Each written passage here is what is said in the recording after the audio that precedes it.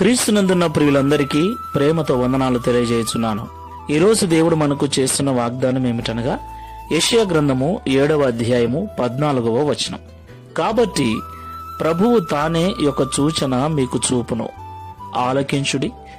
కన్యక గర్భవతి అయి కుమారుని కని అతనికి ఇమ్మానుయేలను పేరు పెట్టును. ఆమెన్. నా ప్రియమైన సహోదరి సహోదరులారా, మనమందరం కూడా డిసెంబర్ నెలలో ఉన్నాం. ఈ డిసెంబర్ మాసం అంతా కూడా ప్రతి క్రైస్తవుని ఇంటిలో, ప్రతి చర్చిలో క్రిస్మస్ గీతాలు, క్రిస్మస్ ఆరాధన మనకు వినపడుతుంది. దేవునికి మహిమ కలుగును గాక. నిజంగా ఈ క్రిస్మస్ పండుగను అనేక మంది అనేక రకాలుగా జరుపుకొనొచ్చు. క్రీస్తు పుట్టుకను, క్రీస్తు ప్రేమను లోకానికి చాటుతూ ఉంటారు. క్రిస్మస్ అనగా క్రీస్తును ఆరాధించటం.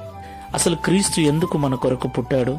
క్రీస్తు మనకు తోడుగా ఉండటానికి పుట్టాడు. యేసుక్రీస్తు ప్రభుల వారికి ఉన్న అనేక పేర్లలో ఇమ్మానుయేలు అని ఒక పేరు. ఇమ్మానుయేలు అనే పేరుకు దేవుడు మనకు తోడు అని అర్థం. దేవునికి మహిమ కలుగును గాక.